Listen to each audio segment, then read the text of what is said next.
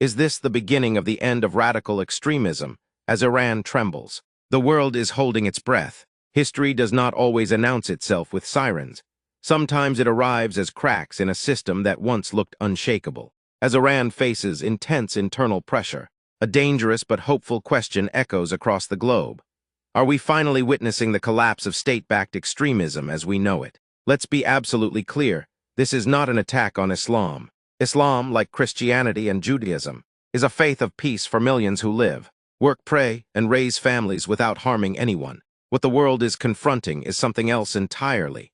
Radical ideologies and terror networks that hijack religion, twist scripture, and use God's name to excuse bloodshed. For decades, these extremist systems have survived on chaos and suffering. They fund guns instead of classrooms. They export violence instead of opportunity. They silence women, crush youth, and murder dissent. They turn faith into a weapon and fear into policy. They do not build nations, they burn them. They do not protect lives, they consume them. But when the sponsors of extremism begin to shake, the foundations of terror everywhere begin to crack. Imagine a world where militias lose their lifelines, terror networks dry up and fracture, schools matter more than indoctrination, women are no longer punished for existing, peace becomes louder than propaganda.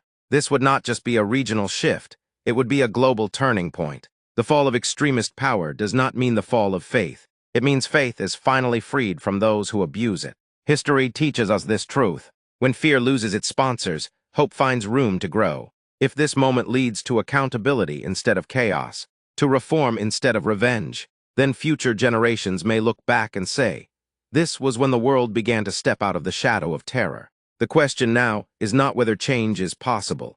It is whether the world will allow extremism to rise again, or finally let it fall for good.